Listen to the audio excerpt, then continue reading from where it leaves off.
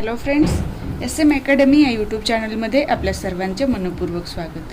आजच्या व्हिडिओमध्ये आपण बघणार आहोत ओपन 101, 102, BTX 101 या पेपरचा नेक्स्ट पार्ट, जो मे 2016चा क्वेश्चन पेपर आहे। 11 मे 2016ला झालेला त्याचे दोन प्रश्न, 1 नंबर आणि 2 नंबरचा प्रश्न आपण सोडून बघितलेला आहे। त्याची उत्तरं कशी लिहायची ते सांगितलेलं आहे, बरोबर आहे। आजच्या व्हिडिओमध्ये आपण आता कंटिन्यू करणार आहोत 3रा आणि 4था प्रश्न, आणि त्यामध्ये आलेल्या प्रश्नांची उत्तरं तुम्हाला कशी लिहायची आहेत, त्यामध्ये कोणकोणत्या गोष्टींचा समावेश होतो ते तुम्हाला आता लक्षात येईल। व्हिडिओ शेवटपर्यंत बघत राहा, म्हणजे तुम्हाला अभ्यासामध्ये मदत होईल। आणि त्यापूर्वी चॅनलवर नवीन असाल आणि चॅनलला अजूनही सबस्क्राईब केलेलं नसेल तर सबस्क्राईब करा, जेणेकरून तुम्हाला व्हिडिओचे नोटिफिकेशन्स वेळेत मिळतील आणि व्हिडिओ लवकरात लवकर बघता येईल आणि तुम्हाला परीक्षेमध्ये त्याचा उपयोग करून घेता येईल। 3रा प्रश्न बघा, खालीलपैकी कोणतेही 4 उपप्रश्न सोडवा। त्यातला पहिला प्रश्न आहे, वक्तृत्वाची व्याख्या देऊन त्या संदर्भातील महत्त्वाचे मुद्दे विशद करा। वक्तृत्वाची व्याख्या देऊन म्हणजे काय, वक्तृत्व म्हणजे काय ते आपल्याला सांगायचं आहे। आणि वक्तृत्व स्पर्धेमध्ये आपण शालेय स्तरावर भाग घेत असतो, त्याबद्दल आपल्याला थोडंफार प्रमाणामध्ये माहिती असतं, बरोबर आहे। दुसरा प्रश्न आहे, भाषणाचे हेतू सर्वसाधारणपणे कोणते असतात ते लिहा। आपण बरीच भाषणं ऐकतो, त्या भाषणाचा हेतू काय आहे। आपण जर राजकीय नेत्याचं भाषण ऐकलं तर त्यांनी जे काही भाषणात सांगितलं त्यावरून काय म्हणतो आपण, याच्या भाषणाचा हा हेतू आहे, याला हे सांगायचं आहे। म्हणजे आपल्याला सर्वसाधारण हेतू कोणते आहेत ते लिहायचं आहे। शब्दयोगी अव्ययांचे महत्त्व सांगून त्यांचे प्रकार उदाहरणासह लिहा।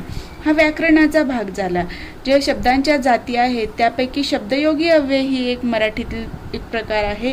त्याचं शब्दयोगी अव्यय म्हणजे काय आणि त्याचे किती प्रकार पडतात ते उदाहरणासह लिहायचे आहेत। भाषण आटोपशीर ठेवण्याची गरज का असते। आपण भाषण ऐकायला जातो तेव्हा काही भाषण आपण एन्जॉय करतो, किंवा त्या भाषणामध्ये काय सांगितलं ते आपल्या लक्षात राहतं किंवा आपल्याला आनंद देतं, पण काही भाषणं आपल्याला रटाळ वाटतात। तर हे भाषण आटोपशीर ठेवण्याची गरज का असते ते आपल्याला सांगायचं आहे। 5वा प्रश्न आहे, बोलण्यातील सुस्पष्टता वाढविण्यासाठी कोणते उपाय उपयोगी पडतील ते लिहा। आपलं बोलणं सुस्पष्ट असलं पाहिजे। आपण जर अर्धवट एखादं वाक्य बोललं आणि पुढचं वाक्य आपण सावकाश बोललं किंवा दुसऱ्यांना समजणार नाही असं बोललं तर त्यामुळे आपल्याला काय म्हणायचं आहे किंवा आपण काय बोललोय ते दुसऱ्यांना लक्षात येणार नाही। तर ही बोलण्यातली सुस्पष्टता वाढविणे, उच्चार स्पष्ट करणे, यासाठी काय उपाय करावे लागतील ते आपल्याला सांगायचं आहे। लक्षात येते, म्हणजे हे आपले जनरल जे आपण दैनंदिन जीवनामध्ये अभ्यास करत असताना लहानपणापासून आत्तापर्यंत सर्वांनी सांगितलेले उपाय, सर्वांनी सांगितलेल्या गोष्टी, शिक्षकांनी असू द्या, वर्गमित्रांनी असू द्या, मोठ्या भावंडांनी असू द्या, हे जे काही सांगितलं आहे तेच फक्त आपल्याला उत्तरातनं लिहायचं आहे। आता 4था प्रश्न काय आहे बघूया। खालीलपैकी कोणतेही 4 उपप्रश्न सोडवा। कार्यक्रमात प्रमुख पाहुण्यांची ओळख करून देताना कोणती काळजी घ्याल। दुसरा प्रश्न आहे, श्रवण्य कौशल्य विकसित करण्याची गरज काय। 3रा प्रश्न आहे, निरीक्षणाचे फायदे लिहा। 4था आहे, डोळा व कान या ज्ञानेंद्रियांची निरीक्षणातील भूमिका स्पष्ट करा। आणि 5वा प्रश्न आहे, वर्गीकरण व भाकीत करणे या निरीक्षणातील प्रक्रियांची माहिती लिहा। आता आपण हे 3रा आणि 4था प्रश्न बघितलो। आता या प्रश्नांची उत्तरं आपल्याला कशी लिहायची ते बघूया। 3रा प्रश्नातला पहिला प्रश्न, वक्तृत्वाची व्याख्या देऊन त्या संदर्भातील महत्त्वाचे मुद्दे विशद करा। आता आपण बघू वक्तृत्व म्हणजे काय। वक्तृत्व म्हणजे भाषण देणे, थोडक्यात आपल्याला माहीत असलेल्या भाषेमध्ये। पण त्या वक्तृत्वामध्ये नेमकं कोणत्या गोष्टींना महत्त्व दिलं जातं ते महत्त्वाचं आहे। तर वक्तृत्वाच्या आपल्या पुस्तकामध्ये अनेक व्याख्या दिलेल्या आहेत, त्यापैकी 4 व्याख्या ज्या आहेत त्या मुद्देसूद आहेत त्या आपण आज बघणार आहोत। सभेमध्ये आपले विचार स्पष्ट, मुद्देसूद, परिणामकारक, साभिनय व्यक्त करण्याच्या कलेला वक्तृत्व म्हणतात, ही एक व्याख्या दिलेली आहे। आता सभेमध्ये म्हणजे जी काही सभा आहे त्याच्यामध्ये आपले विचार कसे पाहिजेत, स्पष्ट, मुद्देसूद पाहिजे, परिणामकारक पाहिजेत आणि साभिनय व्यक्त करण्याची कला. साभिनय म्हणजे अभिनयासह आपण एक्सप्रेशन्स बघतो, एखाद्या व्यक्ती बोलताना हातवारे बघतो किंवा तो व्यक्ती त्याची बॉडी लँग्वेज काय आहे ते आपण बघत असतो. म्हणजे या सर्व गोष्टींचा परिणाम वक्तृत्वावर होत असतो. म्हणून म्हटलेलं आहे की आपले विचार स्पष्ट, मुद्देसूद, परिणामकारक, साभिनय व्यक्त करण्याच्या कलेला वक्तृत्व म्हणतात. आता वक्तृत्व म्हणजे मुद्देसूद रीतीने, परिणामकारकपणे व अस्खलित बोलण्याची कला ही एक व्याख्या आहे. आता याच्यामध्ये पण काय सांगितले, मुद्देसूद रीतीने. इथे पण काय होतं, मुद्देसूद रीतीने. इथे परिणामकारकपणे होतं, इथे पण परिणामकारकपणे आहे. फक्त उल्लेख काय झालेला इथे, स्पष्ट जो शब्द होता त्याऐवजी काय बोललेलं इथे, अस्खलित बोलण्याची कला, म्हणजेच काय आहे, स्पष्ट बोलण्याची कला. लक्षात आलं. म्हणजे व्याख्या वेगवेगळ्या लोकांनी केलेल्या आहेत, पण त्यांच्या व्याख्यांमध्ये बऱ्यापैकी काय आहे, साम्य आहे. आता तिसरी व्याख्या जी दिलेली आहे, वक्तृत्व म्हणजे भाषेवर प्रभुत्व, विचारांची चांगली जुळवाजुळव, भारदस्त शब्दयोजना, काही कोटिक्रम व सुभाषितांचा उपयोग आणि थोड्या वेळात आपले मुद्दे आटोपशीर मांडण्याची शैली म्हणजे वक्तृत्व होय. हे तिसऱ्या व्यक्तींनी केलेली त्याची व्याख्या आहे. आता या व्याख्येमध्ये काय सांगितलंय, भाषेवर प्रभुत्व पाहिजे, बरोबर आहे. विचारांची चांगली जुळवाजुळव पाहिजे. फक्त एक विचार उपाय सांगितला, लगेच दुसऱ्या वाक्यामध्ये त्याचं कारण सांगितलं किंवा तिसऱ्या वाक्यामध्ये आपण हे त्याचं हे सांगितलं, परिणाम सांगितला, असं न करता एका सुरुवातीने त्याचे कारणं काय आहेत, उपाय काय आहेत, ह्या गोष्टी जर व्यवस्थित मांडली गेली तर त्याचा परिणाम जास्त होत असतो. तुम्हाला जर फायदे आणि तोटे विचारलं तर एक फायदा एक तोटा, एक फायदा एक तोटा असं उत्तरात लिहिता का तुम्ही? नाही. ते सांगत असताना आपण सांगत असतो फायदे एका सुरूने, तोटे एका सुरूने, बरोबर आहे. म्हणजे तिथे आपली काय असते, विचारांची जुळवाजुळव असते. भारदस्त शब्दयोजना, शब्द अघळपघळ न वापरता व्यवस्थित त्या परिस्थितीला योग्य होतील, त्या विषयाला शोभून दिसतील असे शब्द वापरले जातात. काही कोटिक्रम व सुभाषितांचा उपयोग. कोटिक्रम म्हणजे एखाद्या गोष्टीला त्याच्यामध्ये रूपकत्व जे शब्द आपण ऐकलो ते वापरून त्याचं सौंदर्य वाढवणे आणि सुभाषितांचा उपयोग करायचा आणि आपला विचार थोड्या वेळामध्ये मुद्देसूदपणे, आटोपशीरपणे मांडण्याची शैली म्हणजे वक्तृत्व होय. आता चौथी व्याख्या आहे, वक्तृत्व म्हणजे दुसऱ्याचे मन वाणीच्या साधनाने आकर्षून हस्तगत करणे. आता एखाद्या व्यक्तीचं बोलणं आवडतं आणि ती व्यक्ती त्या व्यक्तीकडे आकर्षित होते. मग तिथे दुसऱ्याचं मन आपण आकर्षून घेतो, त्यावेळेला साधन काय आहे, वाणी हे साधन आहे. वाणी म्हणजे काय, भाषा, बोलणे, हे आपलं इथे काय असतं, साधन असतं. लक्षात आलं. म्हणजे आता ह्या जे 4 व्याख्या पुस्तकात दिलेल्या आहेत, ह्या जशाच्या तसा आपल्याला परीक्षेत लिहायच्या नाही आहेत. तर या सर्व व्याख्या तुम्हाला आता लक्षात आल्यात. तर याच्यातनं तुम्हाला फक्त 2 किंवा 3 ओळीमध्ये उत्तर लिहायचं आहे, वक्तृत्वाची व्याख्या स्वतःच्या भाषेमध्ये. तर वक्तृत्व म्हणजे दुसऱ्याचे मन आपल्या वाणीच्या साहाय्याने आकर्षून हस्तगत करण्यासाठी आपले विचार स्पष्ट, मुद्देसूद, परिणामकारक, साभिनय व्यक्त करून त्यामध्ये काय विचारांची जुळव असली पाहिजे आणि कोटिक्रम व सुभाषितांचा उपयोग करून ती आकर्षित केली गेली पाहिजे. अशी कला म्हणजे काय, वक्तृत्व कला. हे तुम्हाला तिथे लिहायचं आहे. म्हणजे त्या व्याख्येमध्ये तुम्हाला ह्या सर्व व्याख्यांमधल्या गोष्टी एकत्र आल्या पाहिजेत याचं भान ठेवावं लागेल. आता मला नाही वाटत की तुम्हाला वक्तृत्व म्हणजे काय हे जर किंवा वक्तृत्व म्हणजे काय स्पष्ट करा हे विचारलं तर तुम्हाला उत्तर इझिली लिहिता येईल. तिथे काहीही विचार जास्त करत बसण्याची आवश्यकता नाहीये. आता पुढे बघूया आपण वक्तृत्वाची व्याख्या देऊन त्या संदर्भातील महत्त्वाची मुद्दे विचारलेत। आता आपण बघतोय वक्तृत्वासंदर्भातील महत्त्वाची मुद्दे कोणती। वक्तृत्वासंदर्भातील महत्त्वाची मुद्दे कोणती आहेत, तर वक्तृत्वाचा हेतू निश्चित करावा लागतो। आपण एखाद्या विषयावर का बोलणार आहे, त्याचा हेतू काय, माहिती देणं आहे, लोकांना आपलं मत सांगणं आहे की लोकांची मतं वळवणं आहे एखाद्या गोष्टीकडे, तो हेतू निश्चित असला पाहिजे। वक्तृत्वाला स्थळ पूर्वनियोजितच असावे लागते व त्याचा तपशील श्रोत्यांना आगाऊ कळविलेला असावा लागतो। आपण बघा, एखाद्या नेत्याचं भाषण आहे किंवा राजकीय सभा आहे, हे पूर्वनियोजित असतं, म्हणजे आधीच नियोजन केलेलं असतं आणि श्रोत्यांना म्हणजे जे आपण लोक ऐकायला जातात भाषण, त्यांना आधीच आगाऊ कळविलेलं असतं की ह्या ठिकाणी या पद्धतीने भाषण आहे।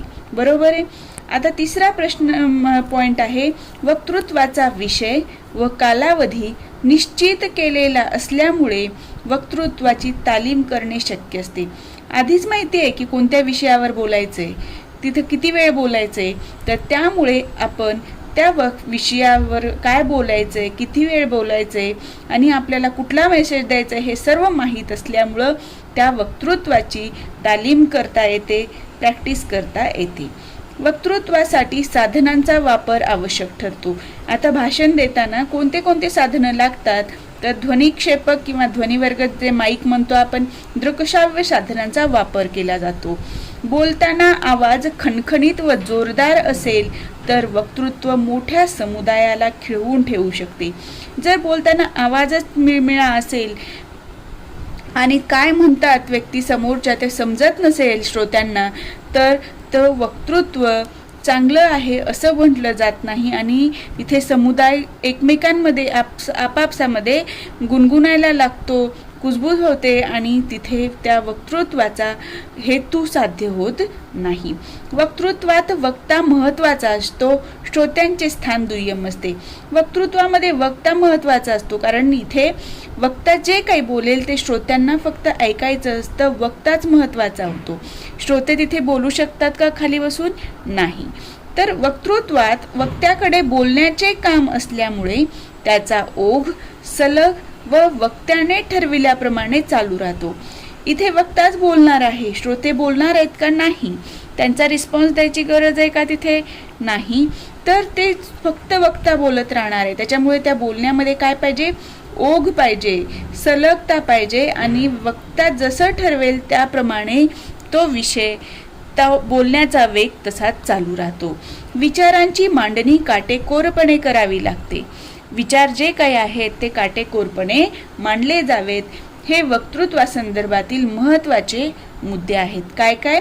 हेतू निश्चित आहे, स्थळ पूर्वनियोजित आहे, श्रोत्यांना आगाऊ कळविलेलं आहे, विषय व कालावधी निश्चित आहे, साधनांचा वापर होतो, आवाज खणखणीत आणि जोरदार असला पाहिजे, वक्ता महत्त्वाचा असतो, बोलण्याचं काम असल्यामुळं ओघ सलग आवाज पाहिजे, विचारांची मांडणी काटेकोरपणे असावी, हे गोष्टी महत्त्वाच्या आहेत। लक्षात आलं? आता आपण पुढच्या प्रश्नाकडे वळूया। दुसरा प्रश्न आहे, भाषणाचे हेतू सर्वसाधारणपणे कोणते असतात ते लिहा। आता भाषणाचे सर्वसाधारण हेतू काय आहेत, तर भाषणाचा हेतू काय असतो? सर्वसाधारणपणे माहिती देणं असतं किंवा शिकवणं किंवा प्रशिक्षण देणे असतं।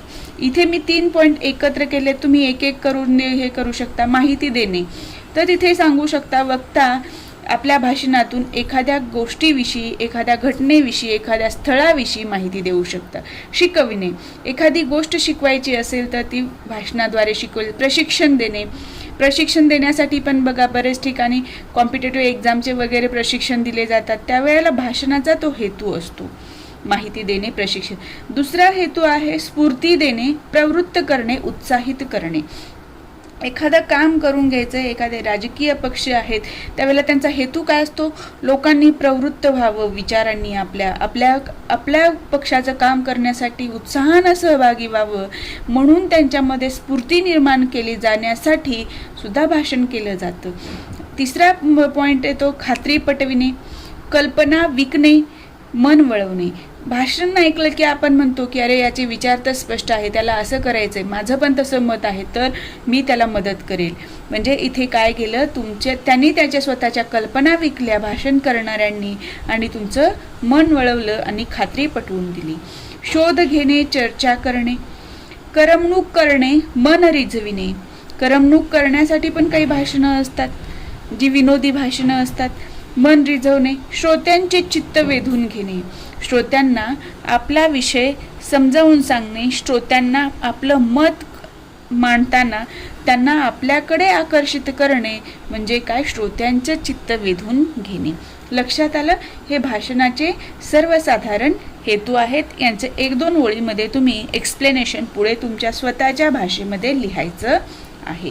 तिसरा प्रश्न आहे, शब्दयोगी अव्ययाचे महत्त्व सांगून त्यांचे प्रकार उदाहरणासह लिहा. आता शब्दयोगी अव्यय म्हणजे काय असतं ते बघूया.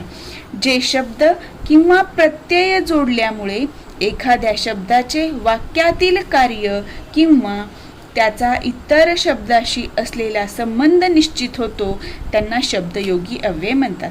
आता जर मी म्हणले की मला तुझ्या बरोबर बोलायचे आहे, मला तुझ्या बरोबर हा जो शब्द लागलेला आहे, तुझ्या बरोबर म्हणजे तुझ्या या शब्दाच्या पुढे जो बरोबर हा शब्द लागला तो काय असतो, शब्दयोगी अव्यय असतो.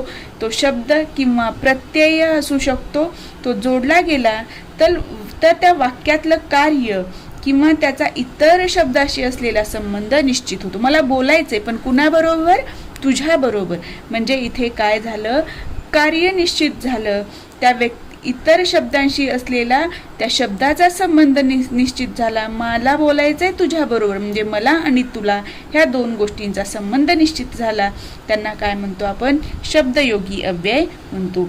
आता शब्दयोगी अव्ययाचं महत्त्व काय आहे, तर विभक्ती प्रत्ययाप्रमाणेच शब्दयोगी अव्यय वाक्याला अर्थ देण्याचे काम करतात. दुसरा आहे, ज्या शब्दांना जोडून ती येतात त्याच वाक्यातील दुसऱ्या एखाद्या शब्दाशी ते संबंध जोडतात. लक्षात आलं? आता शब्दयोगी अव्ययाचे बरेच प्रकार आहेत. त्यापैकी आपण महत्त्वाचे शब्दयोगी अव्ययाचे प्रकार घेतलेले आहेत. कालवाचक शब्दयोगी अव्यय, गतिवाचक शब्दयोगी अव्यय, स्थलवाचक शब्दयोगी अव्यय, करणवाचक शब्दयोगी अव्यय, हेतुवाचक शब्दयोगी अव्यय आणि तुलनावाचक शब्दयोगी अव्यय. आपण इथे 6 प्रकार घेतलेले आहेत. बरेच प्रकार पडतात. प्रत्येक प्रकार हा त्याचा उपयोग काय आहे त्या शब्दयोगी अव्ययाचा त्यानुसार होत असतो. कालवाचक म्हणजे काय, काल म्हणजे काय, वेळ. आज, आधी, नंतर, उद्या हे जे गोष्टी येतात म्हणजे इथे काय सांगतं, घटना कधी घडली हे जे सांगत असतं त्याला काय म्हणतात, काळ म्हणतात. आणि अशा शब्दयोगी अव्ययांना कालवाचक शब्दयोगी अव्यय म्हणतात. मी तुझ्या नंतर जेवण करेल म्हणजे तुझ्या नंतर म्हणजे काय झालं, इथे नंतर ही काय झाली, काळ सांगितलं. मी तुझ्या पुढे चालत जाणार म्हणजे तुझ्या पुढे चालत जाणार म्हणजे तुझ्या आधी जाणार. बरोबर आहे. म्हणजे या शब्दयोगी अव्ययातनं काय होतं, आपल्याला त्या घटना घडण्याचा वेळ समजतो.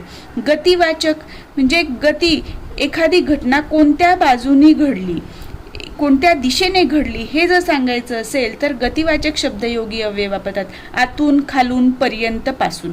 बरेच शब्दयोगी अव्यय असे आहेत जे एकमेकांमध्ये मिसळून जाऊ शकतात. जसं कालवाचक आहे, गतिवाचक आहे, पर्यंत.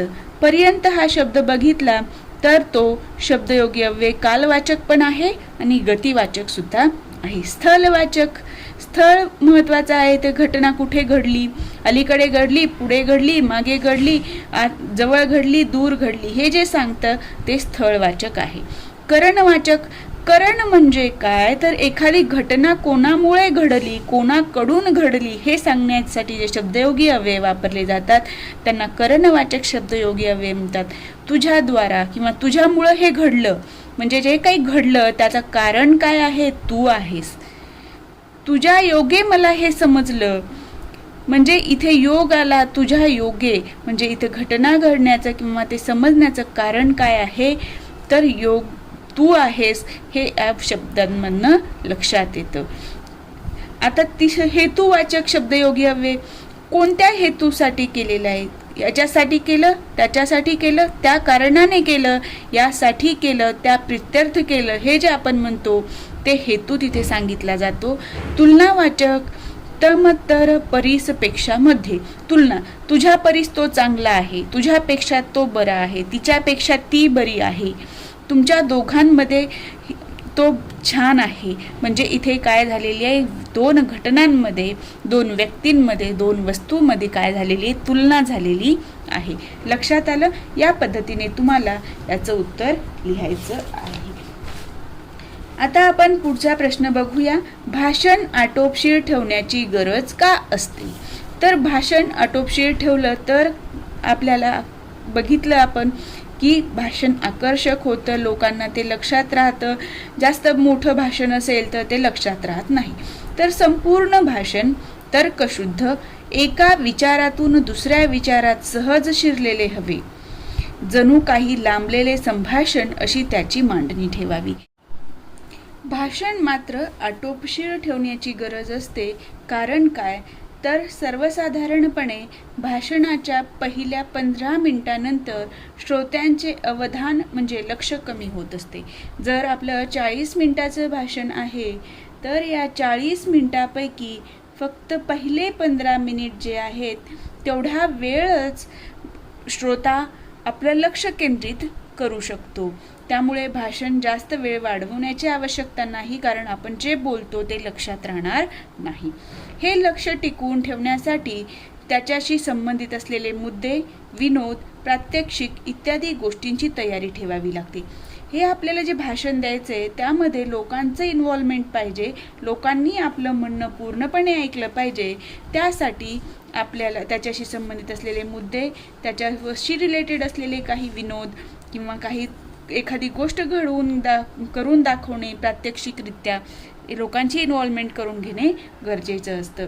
नवीन मुद्द्याकडे वळण्यापूर्वी मागील मुद्द्याची उजळणी केल्यास दोन मुद्द्यातील दुवे स्पष्ट होतील. जे सांगायचे ते योग्य शब्दात व थोडक्यात श्रोत्यासमोर मांडणे गरजेचे असते. आपण तो मुद्द्याची उजळणी करण्यासाठी का सांगतो? तर काही व्यक्तींचं लक्ष नसतं की आधी काय सांगितलं किंवा उशिरा आलेले असतात. तर थोडक्यात जर तुम्ही ते आधीचा मुद्दा सांगितलात आणि पुढच्या मुद्द्याकडे गेलात तर तिथे तुमचा सुसंगती दिसून येते.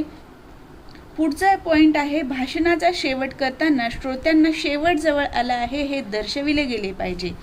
आता भाषण करणाऱ्या व्यक्तींनी असं त्याच्या बोलण्यातनं व्यक्त करायला पाहिजे की झालं, भाषण आता संपत आलेलं आहे. श्रोत्यांना फक्त 20% स्मरणात राहते. त्यामुळे भाषणात जास्त मुद्दे व्यर्थ ठरतात. अशा पद्धतीने वक्त्याने आपले भाषण परिणामकारक होण्यासाठी आटोपशीर व मुद्देसूद ठेवण्याची गरज असते. तर लक्षात आलं, भाषण आटोपशीर ठेवण्याची गरज काय.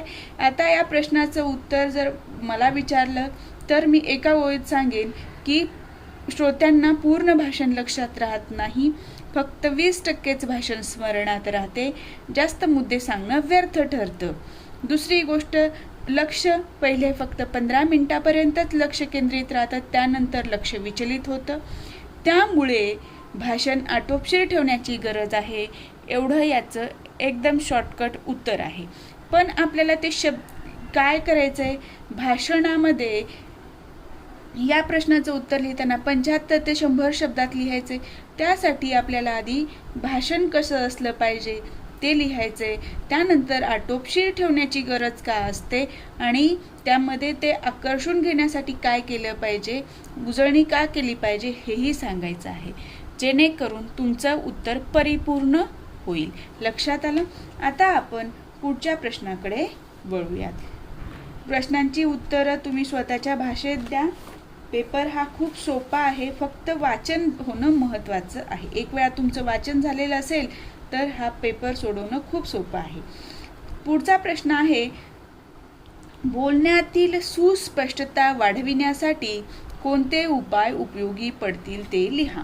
आता बोलण्यातील सुस्पष्टता वाढविण्यासाठी उपयोगी पडणारे उपाय. बोलणे सुस्पष्ट नसेल तर श्रोत्यांना नीट ऐकू येत नाही, त्यामुळे त्यांच्या अवधानावरही विपरीत परिणाम होतो. अवधान म्हणजे लक्ष, हे लक्षात ठेवा. आणि तुम्ही पेपरमध्ये लक्ष विचलित होणे याऐवजी अवधान हा शब्द वापरला तर तुमचं उत्तर जास्त भारदस्त वाटायला मदत होते. आता ही सुस्पष्टता वाढविण्यासाठी पुढील उपाय उपयोगी पडतील. काय करायचं सुस्पष्ट होण्यासाठी आपलं बोलणं? शब्दांचे उच्चार स्वच्छ असावेत. आपण म्हणतो स्पष्ट बोल, म्हणजे इथे उच्चार कसे पाहिजेत? स्पष्ट असावेत. वाक्यातील प्रत्येक शब्द वेगळा दिसून येईल अशा तऱ्हेने म्हणायला हवा. अ, आ, इ, ई इत्यादी स्वर वाटेल त्या सुरात म्हणण्याचा पाठ ठेवायला हवा. आता परिपाठ म्हणजे काय?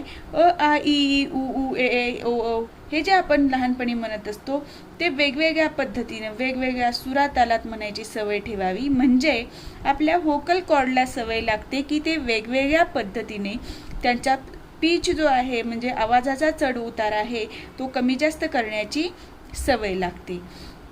हा काय आहे? सुस्पष्टता वाढविण्यासाठीचा उपाय आहे. मोठ्याने वाचणे. मोठ्याने वाचन केलं तरी सुद्धा आपला उच्चार कुठे चुकतो, त्यामध्ये काय सुधारणा करणे आवश्यक आहे ते लक्षात येतं. स्वतःशी बोलणे. आरशाच्या समोर उभं राहा आणि स्वतःशीच बोला.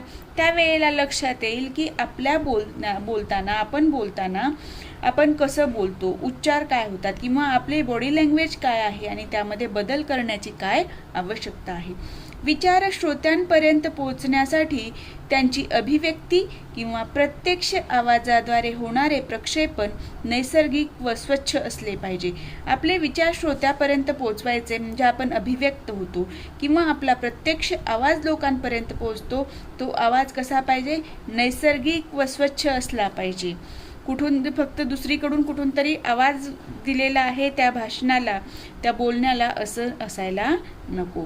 बोलण्याची ध्वनिफीत तयार करणे व ती काळजीपूर्वक ऐकून स्वतःच्या बोलण्यातील दोषावर मात करणे. स्वतःच रेकॉर्ड करायचं आपलं बोलणं आणि स्वतःच ऐकायचं. त्यावेळेला आपल्याला काय पटतं आणि काय पटत नाही ते बघायचं आणि ज्या उणिवा आहेत त्यावर काम केलं पाहिजे. आपल्या विचारातील किंवा बोलण्यातील भावना प्रदर्शन ऐकणाऱ्यांपर्यंत पोहोचवायचे असेल तर शब्दांना योग्य ध्वनीची जोड दिली पाहिजे.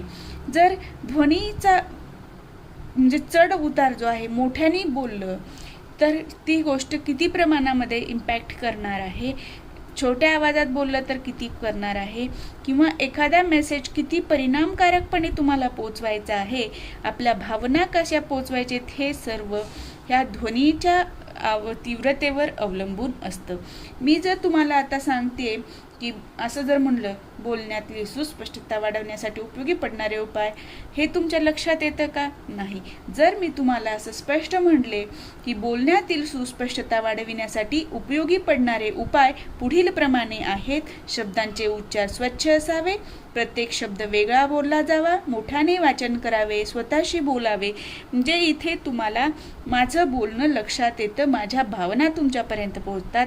तेच या ठिकाणी पॉईंटमध्ये सांगितलेलं आहे की आपल्या विचारातील किंवा बोलण्यातील भावना प्रदर्शन ऐकणाऱ्यांपर्यंत पोहोचवायचे असेल तर शब्दांना योग्य ध्वनीची जोड दिली पाहिजे. ह्या गोष्टी जर तुम्ही केलात तर तुमच्या बोलण्यामध्ये सुस्पष्टता येऊ शकते. फक्त हे उत्तर लिहिण्यासाठीच लागू आहे असं नाही, तर आपलं दैनंदिन जीवनामध्ये प्रत्येक ठिकाणी आपल्याला बोलण्याची गरज पडते. शाळेत असू द्या, कॉलेजमध्ये, ऑफिसमध्ये, घरी, समाजामध्ये वावरताना, बस पकडताना, तर तिथे सुद्धा आपला जर बोलण्याची पद्धत व्यवस्थित असेल तर कोणीही आपल्या बोलण्याकडे आकर्षित होतं आणि त्याचा आपला व्यक्तिमत्व विकासामध्ये मदत होते आणि आपलं काम होण्यासाठी मदत होते. लक्षात आलं? आता आपण चौथ्या प्रश्नाकडे वळूया. खालीलपैकी कोणतेही 4 उपप्रश्न सोडवा. त्यातला पहिला प्रश्न आहे, कार्यक्रमात प्रमुख पाहुण्यांची ओळख करून देताना कोणती काळजी घ्याल? आता कार्यक्रम आहे, आपण बरेच कार्यक्रम बघतो, शाळेत बघतो, कॉलेजमध्ये बघतो, बरोबर आहे, समाजामध्ये तिथे त्यावेळेला आपल्याला जे कार्यक्रमात प्रमुख पाहुणे येणार आहेत त्यांच्याबद्दल काहीही माहिती नसते. म्हणजे जी माहिती देणार आहे व्यक्ती ती आपल्याला त्या व्यक्तीविषयी त्या प्रमुख पाहुण्याची ओळख करून देणार आहे. आता ती ओळख करून देताना कोणती काळजी घ्यायची, तर ओळख करून देणारे भाषण 3 ते 4 मिनिटापेक्षा जास्त नसावे. 3 ते 4 मिनिटामध्ये त्या व्यक्तीनं त्या प्रमुख पाहुण्यांची ओळख करून देणे आवश्यक आहे. जर 15-20 मिनिटं त्या व्यक्तीविषयी बोलत बसले तर आपल्याला त्या प्रमुख पाहुण्यांचं भाषण ऐकणं गेलं तिकडेच आणि त्या व्यक्तीविषयी दुसरा व्यक्ती बोलतोय आणि तेच ऐकत बसावं लागेल तर ते रटाळवाणं होईल. व्याख्यात्याचे नाव काळजीपूर्वक उच्चारावे. प्रमुख पाहुणा किंवा व्याख्याता जे असेल त्यांचं नाव काळजीपूर्वक उच्चारायचं. जर आपण चुकीचं नाव घेतलं तर आपल्याला वाईट वाटतं, अपमान वाटतो. तसंच त्या व्यक्तीचं पण असणार आहे. तो व्यक्ती प्रमुख पाहुणा म्हणून आला आहे, व्याख्याता म्हणून आलेला आहे आणि त्यांचं नावच आपण चुकीच्या पद्धतीने घेतलं तर त्यांना वाईट वाटणार नाही का, त्यांना अपमान वाटणार नाही का, तर नक्कीच वाटेल. त्यामुळे व्याख्यात्याचे नाव काळजीपूर्वक उच्चारायचे. तिसरा पॉईंट आहे, व्याख्यात्याने अलीकडे मिळविलेले मानसन्मान सांगून व्याख्याता नियुक्त विषयावर बोलण्यास कसा पात्र आहे ते सांगावे. त्या व्यक्तीत काय काय मिळवलेलं आहे, कुठले कुठले पदक मिळवलेले आहेत, त्यांचं प्रावीण्य किती आहे ते सांगितलं पाहिजे आणि तो व्यक्ती जो काही आज विषय दिलेला आहे तो बोलण्यास पात्र आहे हे सांगितलं पाहिजे. चौथा पॉईंट आहे, व्याख्याता ज्या विषयावर बोलणार त्या विषयाचे फक्त नाव सांगावे.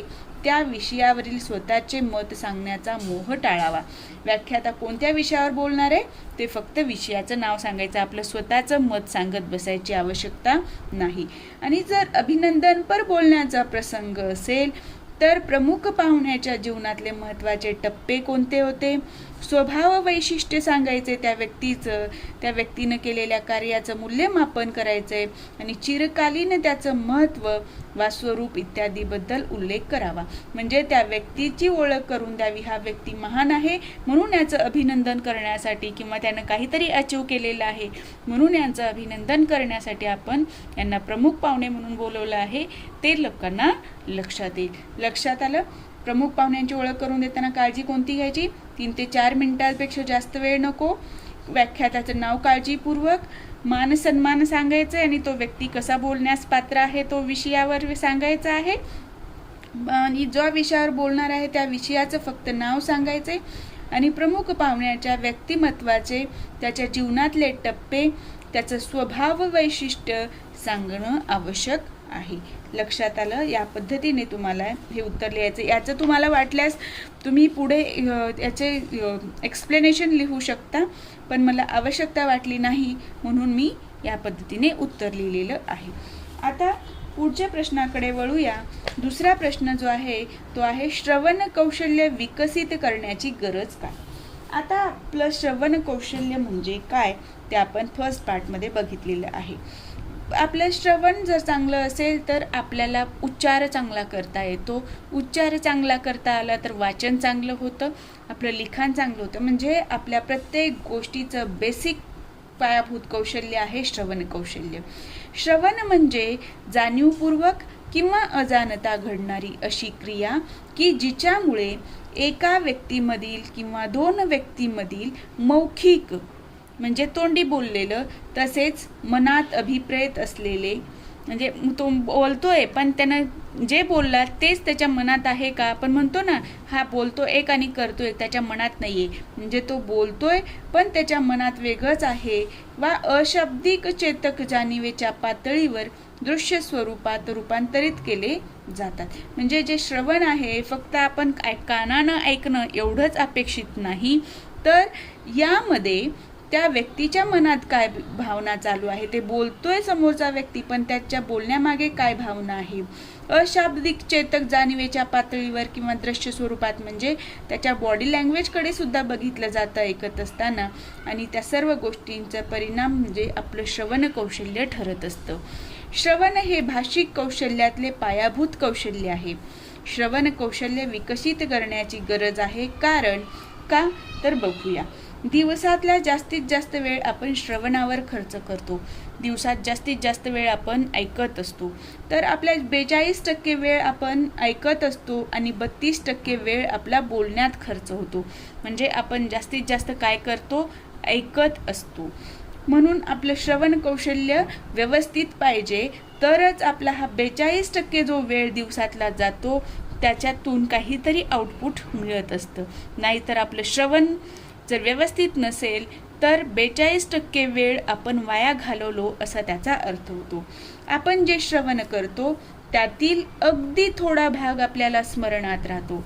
त्यामुळे श्रवण करताना नेमके मुद्दे बरोबर लक्षात राहतील हे पाहिले पाहिजे.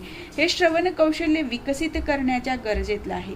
कारण आपण जेव्हा कुठलंही भाषण ऐकतो किंवा कुठलंही एक लेक्चर ऐकलो तर त्यातलं फक्त 50%च आपल्याला ते लेक्चर संपल्यावर लक्षात राहतं आणि त्यानंतर 1-2 आठवडे गेले की त्यानंतर निम्मेच नंतरच्या 2 आठवड्यानंतर आपल्याला लक्षात राहतं.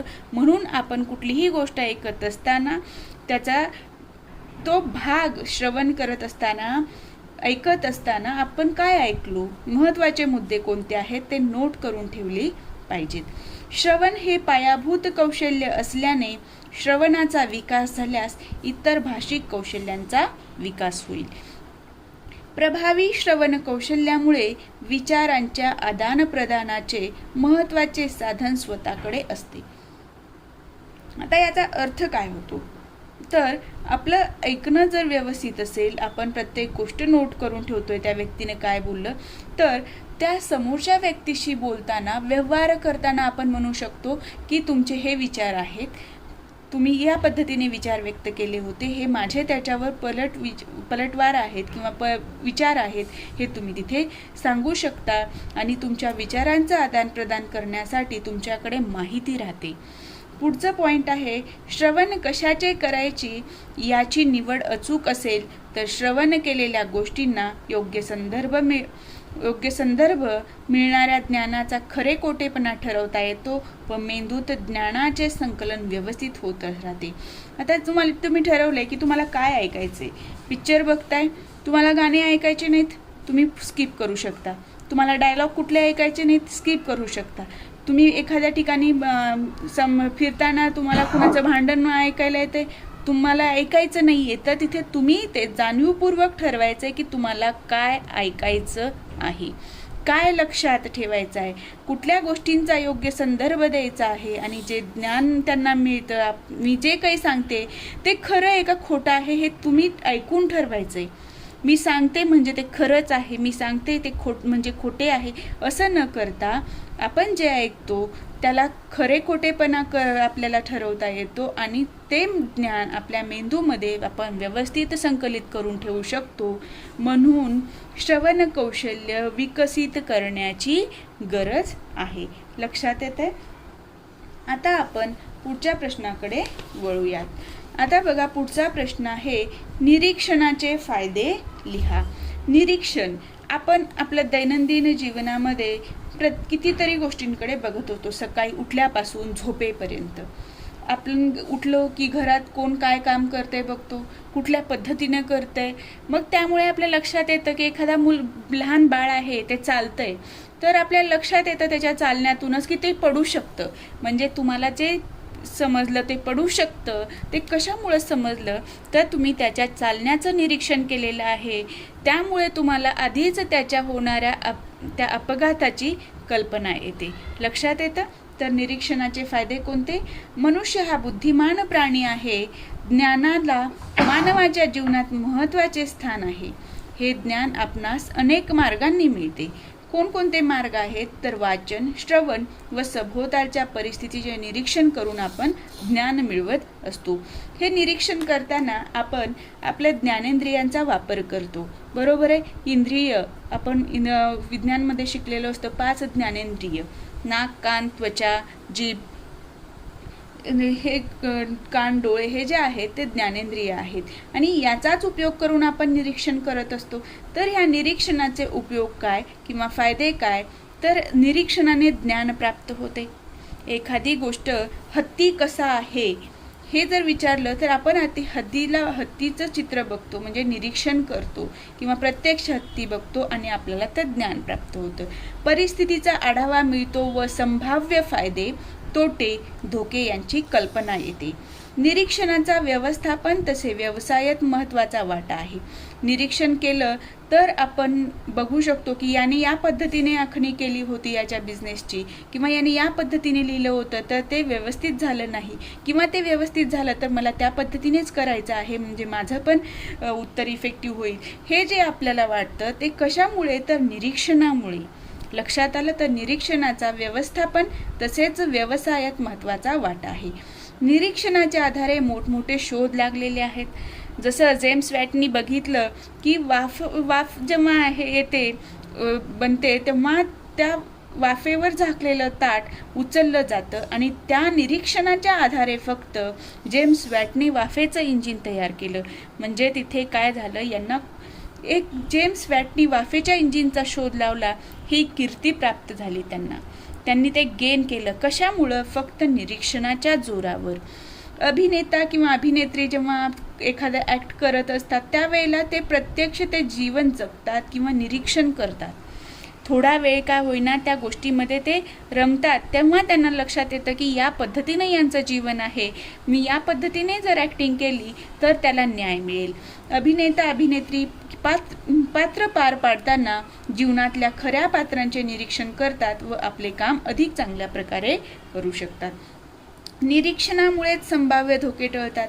निरीक्षण जर चांगलं असेल तर पुढे काय घडणार आहे याची आपल्याला कल्पना येऊ शकते आणि संभाव्य धोके टळतात. हे आहेत आपले निरीक्षणाचे फायदे. या व्यतिरिक्त दुसरेही तुम्ही फायदे निरीक्षणाचे तुम्हाला जे योग्य वाटतील ते लिहू शकता. ओके, आता आपण नेक्स्ट पार्टकडे वळूया. डोळा व कान या ज्ञानेंद्रियांची निरीक्षणातील भूमिका स्पष्ट करा. आता आपण बघितलं निरीक्षण करताना ज्ञानेंद्रियांचा आपण उपयोग करतो. आपल्याकडे ज्ञानेंद्रिय किती आहेत? 5. ज्यांना काय म्हणतात? 6 सेन्स म्हणतात. पण ते 6 आहेत का? नाही, 5 आहेत. ठीक आहे. ज्ञानेंद्रियाच्या साहाय्याने आपणास माहिती मिळते. ज्ञानेंद्रियाच्या मदतीने मानव ज्ञान मिळवतो. त्यात नाक, कान, डोळे, त्वचा, जीभ या ज्ञानेंद्रियांचा समावेश असतो. निरीक्षणाने मानव ज्ञान ग्रहण करत असतो. निरीक्षणात डोळा व कान या दोन्ही ज्ञानेंद्रियांना अतिशय जास्त महत्त्व आहे, कारण त्यांची भूमिका निरीक्षणामध्ये महत्त्वाची ठरते. डोळ्यामुळे आपण जास्तीत जास्त ज्ञान प्राप्त करत असतो आणि त्यानंतर कानाचा नंबर येतो, कारण आपण बघितलेलं आहे आपण दिवसातला 42% वेळ हा श्रवण करण्यात घालवतो आणि 32% वेळ हे बोलण्यात घालवतो. म्हणजे कान किती महत्त्वाचं काम करतं ते बघा. आपण डोळ्याद्वारे 80% ज्ञान ग्रहण करीत असतो. एखाद्या वस्तूवर पडलेला प्रकाश डोळ्यात जातो तेव्हा त्या वस्तूची प्रतिमा नेत्रपटलावर पडते. या प्रतिमेचा अर्थ मेंदूद्वारे लावला जातो. आता तुम्ही हे जे काही व्हिडिओ बघताय, जे काही मी लिहिलेलं आहे बघता, त्याच्यावर काय झालेलं आहे, सुरुवातीला प्रकाश पडला आणि तो प्रकाश रिफ्लेक्ट होऊन आपल्या नेत्रपटलावर पडला. तेव्हा आपल्याला हे जे लिहिलेलं आहे ते आपल्या मेंदूत त्याची प्रतिमा दिसते आणि आपल्याला त्याचा उपयोग होतो आणि त्यामुळे आपल्याला ज्ञान मिळतं की हे याचं उत्तर असं असू शकतं. ठीक आहे. डोळ्यामुळे आपल्याला वस्तूचा आकार, रंग, हालचाल, खोली, अवकाश यांची माहिती मिळते. डोळ्यामुळे आपल्याला लक्षात येतं की ह्या वस्तूचा आकार गोल आहे, त्रिकोणी आहे, रंग कसा आहे, पिवळा, पांढरा, काळा, हालचाल कशी सुरू आहे, त्याची खोली एखाद्या गोष्टीची किती आहे किंवा ते उथळ आहे. पाणी आपण बघू शकतो की पाण्याची पातळी किती असू शकेल. अवकाश म्हणजे ते किती दूर आहे. ह्या सर्व गोष्टी आपल्याला लक्षात येतात. उदाहरण दिलेलं आहे, कापूस व लोखंड यातील फरक आपण कशाच्या मदतीने करतो? डोळ्याच्या मदतीने करतो.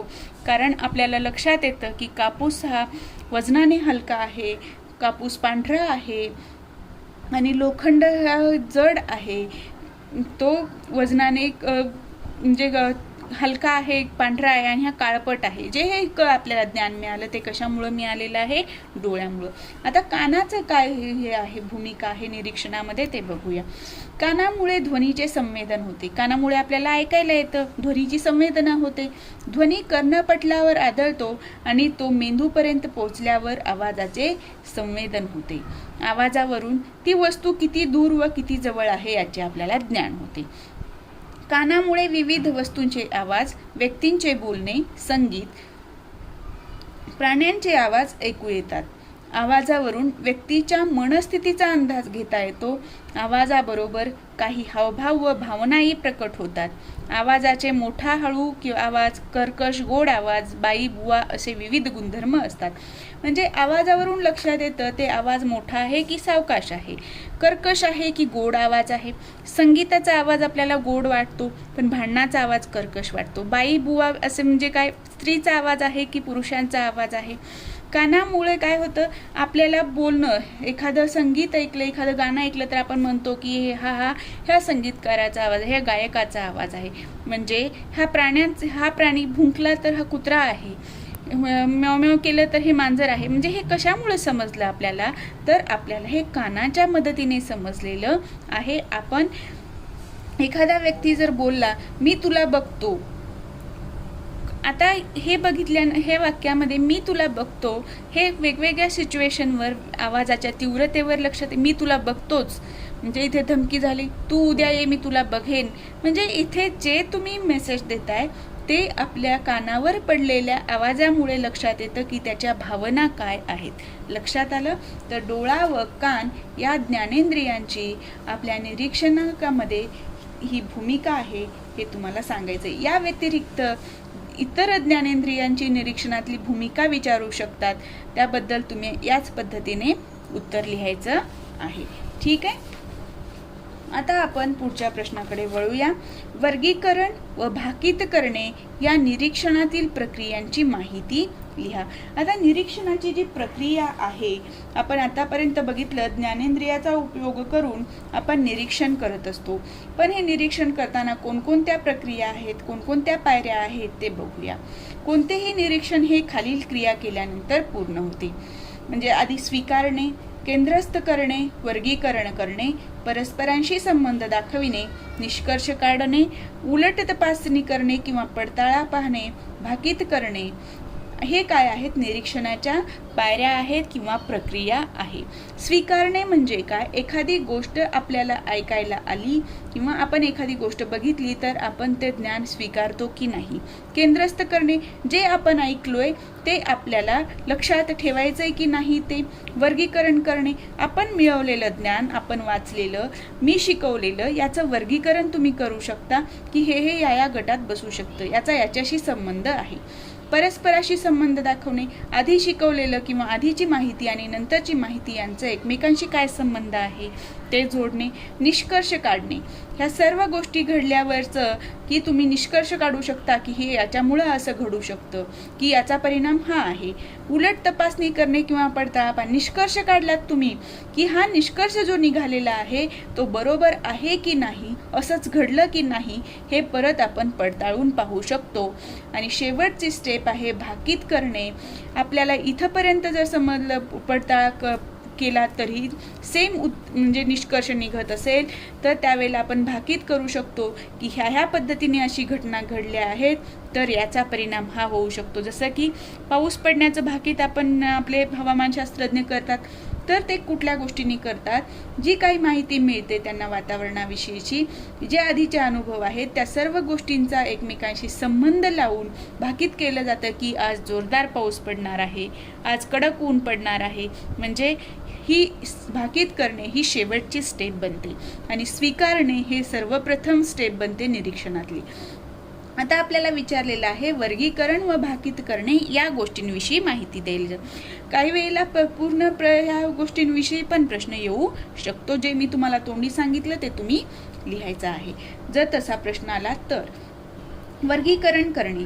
वर्गीकरण करणे म्हणजे माहितीला विशिष्ट गुणधर्म लावून अगोदर ठरविलेल्या नियमानुसार विभागणी करणे. आपण जर नावांची यादी केली, समजा काही मुलींची नाव आहेत, काही मुलांची नाव आहेत, मिक्स आहेत, पण तुम्हाला लक्षात येतं आधीच तुम्हाला काही गुणधर्म माहिती आहेत किंवा ठरवलेले नियम आहेत. ही मुलींची नावं असतात, हे मुलांची नावं असतात, बरोबर आहे. तर तुम्ही वर्गीकरण करणार की ह्या मुली आहेत, हे मुलं आहेत. आपण माहिती स्वीकारल्यानंतर त्यावर क्रिया करतो, म्हणजे विचार करतो की ही कशाशी संबंधित माहिती आहे. मग त्या माहितीचे वर्गीकरण करतो. वर्गीकरणाचा उपयोग माहितीचे विश्लेषण करण्यासाठी होतो. नावं दिलेत मुला मुलींची, आपण वर्गीकरण केलं, क्रिया केली, मग त्याचं विश्लेषण केलं, किती मुली आहेत वर्गात, किती मुलं आहेत. म्हणजे इथं तुम्हाला त्या माहितीचा विश्लेषणासाठी उपयोग झाला. वर्गीकरणात समान गुणधर्माच्या वैशिष्ट्यांच्या बाबींचे संबंधित विभागात वर्गवारी केली जाते. जसं मुलींचं एका बाजूला नावं लिहिणं आणि मुलांचं वेगळ्या बाजूला, म्हणजे समान गुणधर्माच्या व्यक्ती मुली मुली एका बाजूला, मुलं मुलं एका, म्हणजे त्यांची वैशिष्ट्ये वेगवेगळी आहेत आणि या पद्धतीने तुम्हाला वर्गीकरण करता येतं. ठीक आहे. या ठिकाणी तुम्ही दुसरं उदाहरण पण देऊ शकता. मी उदाहरण लिहिलेलं नाहीये, तुम्ही उदाहरण परीक्षेत लिहायचं आहे. भाकीत करणे निरीक्षण प्रक्रियेतील ही शेवटची क्रिया होय. निरीक्षण प्रक्रियेतील सर्व प्रक्रिया पार पाडल्यानंतर मानव मिळालेल्या माहितीवरून भाकीत करण्यापर्यंतची क्रिया होत असते. मी सांगितलेले तुम्हाला ह्या स्टेप्स सगळ्या स्वीकारणे, केंद्रस्थ करणे आणि सर्वात शेवटी भाकीत करणे, ते या पद्धतीने आहे. आणि इथं उदाहरण द्यायचं आहे. खगोलशास्त्र किंवा खगोलशास्त्रज्ञ सांगतात नक्षत्रांचा आकार बदलत असतो. का तर आपण बघतो काही खगोलशास्त्रज्ञ म्हणतात की नक्षत्र वेगवेगळ्या आकारात दिसतात. कोण म्हणलं सिंहासारखं दिसलं, कोण म्हणणार बैलगाडीसारखं दिसणार, कोण म्हणणार विमानासारखं दिसतं. म्हणजे जेव्हा वेगवेगळ्या वेळी निरीक्षण केलं गेलं त्यावेळेला खगोलशास्त्रज्ञांच्या लक्षात आलं की नक्षत्राचा आकार, नक्षत्राचे स्थान हे सतत बदलत असते. म्हणून त्यांनी भाकीत केलं की नक्षत्रांचा आकार बदलत असतो. लक्षात आलं? या पद्धतीने तुम्हाला उत्तर प्रश्नांची लिहायची आहेत. या ठिकाणी आपण मे 2016चा पूर्ण क्वेश्चन पेपर बघितलेला आहे. उत्तरं कशी लिहायची आहेत हे तुम्हाला समजलेलं आहे. ठीक आहे. आज आपण इथेच थांबूया. नेक्स्ट पार्ट आपण नेक्स्ट व्हिडिओमध्ये कंटिन्यू करूया. तुम्हाला जर माझा हा व्हिडिओ आवडला असेल तर व्हिडिओला लाईक करा. चॅनलवर नवीन असाल तर चॅनलला सबस्क्राईब करायला विसरू नका.